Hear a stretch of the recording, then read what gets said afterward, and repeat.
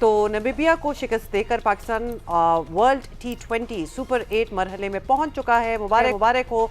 अगरचे नामीबिया जो है वो कमज़ोर तरीन टीम समझी जा रही है, लेकिन पाकिस्तान ने जिस आसानी से मैच जीता है, ज़बरदस्त जीता, बहुत सुपर 8 मरहले में अच्छी था कारकर्दगी की उम्मीद की जा सकती है। ज़रूरत बहुत सारी चीज़ों की है, लेकिन कल कुछ चीज़ें थीं, कुछ डिसीजंस थे जिसकी हमें समझ में नहीं आई। पर्टिकुलरली हमें अब्रार अहमद का टीम से बाहर होना समझ में नहीं आया।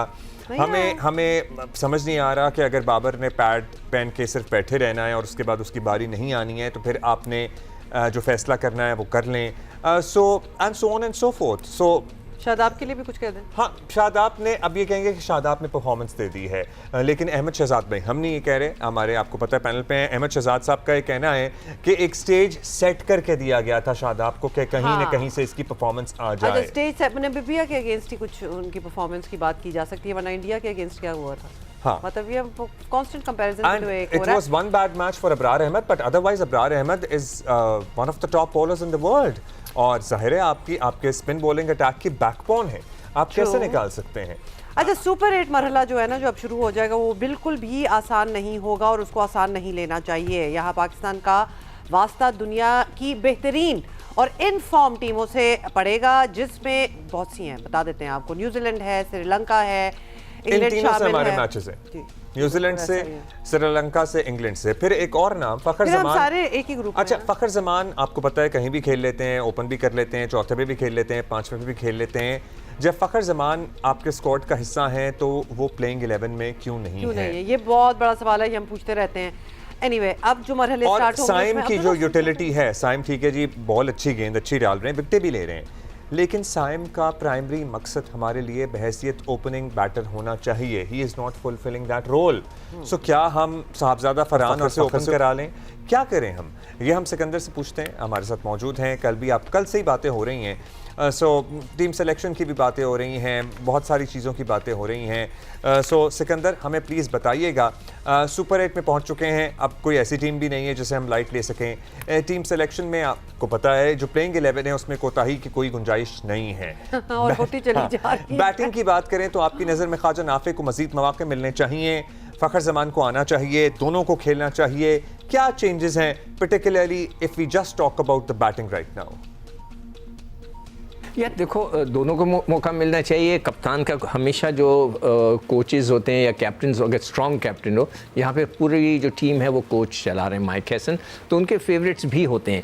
जैसे कि शादाब को हम कह रहे थे कि ड्रॉप कर दो, मगर उन्होंने उनको रखा, मौके दिए, उसने परफॉर्मेंस दे दी, no he can not be removed. जो मेरे नज़र में है कि दो आप चेंजेस कर सकते हैं इसके अंदर, नाफे को रखें और उसको पूरे मैचेस दें ताकि हमें उसका पोटेंशियल पता लग जाए। ये ना कि कभी इधर खिलाया कभी निकाल दिया, नहीं, एक दफ़ा आप उसको पूरा मौका दें और उसको कह दें।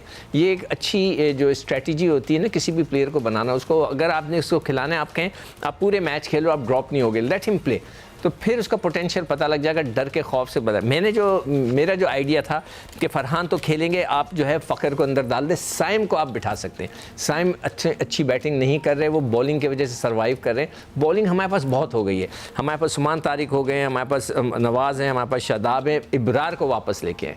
इब्रार के आप नहीं कर सकते, अगर आप बॉलिंग का मुआवजना करें तो इब्रार जो है वो बहुत ही आईसीसी के रैंकिंग में आपने उसको ड्रॉप कर दिया। मैं तो हैरान हूँ, सिर्फ इसलिए कि वो उनको शादाब को एकोमोडेट करना चाह रहे थे। ये हमने सब ने बात कर ली, चले जो हो गया सो हो गया। तो मेरे हिसाब से आप उसको शादाब को वापस, उसको इब्रार को वापस लेके आएँ, एक बाबर को हटाएं, एक साइम को हटाएं और उधर पकड़ लिया, तो आपकी बैटिंग भी हो जाती है, बॉलिंग भी तगड़ी हो जाती है। नीचे आपके पास जो है वो मिल जाता है फास्ट बॉलर आपका मिर्ज़ा, और आपको फ़हीम भी है। तो फ़हीम से आप एक ओवर जो कराते हैं ना वो सेकंड वाला करें, पहला नया बॉल आप उससे आके करवाएं मिर्ज़ा से, और स्लिप भी रखें ताकि उसकी जो स्विंग होती है वो अच्छी गेंद कर रहा है, उसमें रिदम आया हुआ है, तो वो इससे फ़ायदा होगा। तो मेरे हिसाब से ये दो चेंजेस होनी चाहिए कि बाबर और आप साइम को ऊपर से हटाकर एक फ़खर को ले आएँ और एक जो है आप इब्रार को वापस लेके आएँ। सिकंदर, मैं भी सुन रहा था,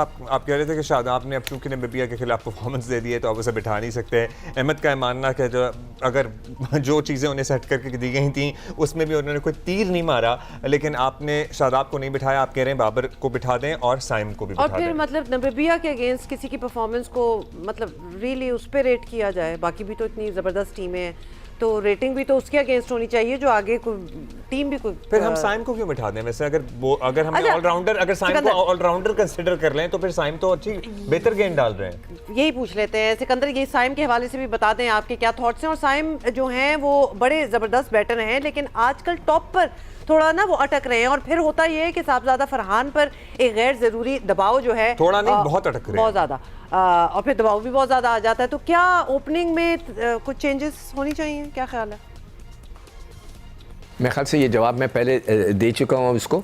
तो जो मेरी टीम है उसके अंदर मैं ये तब्दीली करना चाहूँ। कई दफ़ा होता है, देखें जब एशिया कप हुआ था उसने 7 मैचेस में सिर्फ 37 रन किए थे, 37, जो कुछ भी नहीं था। बहुत ही मतलब एक बहुत ही मीडियोकर किस्म की परफॉर्मेंस थी उसको उस वक्त। उससे अपनी बॉलिंग की वजह से सरवाइव कर रहे थे।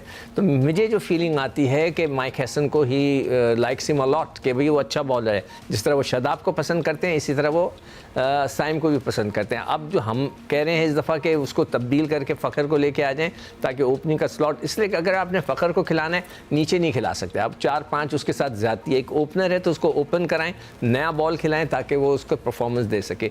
तो मेरी ये चॉइस है, और इसीलिए मैं समझता हूँ कि साइम से जो रन्स नहीं हो रहे तो give him a rest. Don't say कि you are dropped, tell him कि you are taking a rest, give him a rest. आपके पास बॉलिंग भी हो जाएगी और बैटिंग भी तगड़ी हो जाएगी। बाबर को तो आप खिला ही नहीं रहे, अभी तक उन्होंने नाराज़गी का इजहार नहीं किया जिस तरह उन्होंने ऑस्ट्रेलिया में खिलाया। तो आपने तो उसको बैटिंग कर ही नहीं भेजा, तो उसका क्या मतलब हुआ कि उनकी जो यूटिलिटी है वो वहाँ पे नज़र नहीं आ रही। Alright, correct, thank you Sikandar. अच्छा, जल्दी से आपको बता दें कि नेक्स्ट मैच हमारा जो होगा against New Zealand on the 21st। तो आज है जी 19, परसों 21st या परसों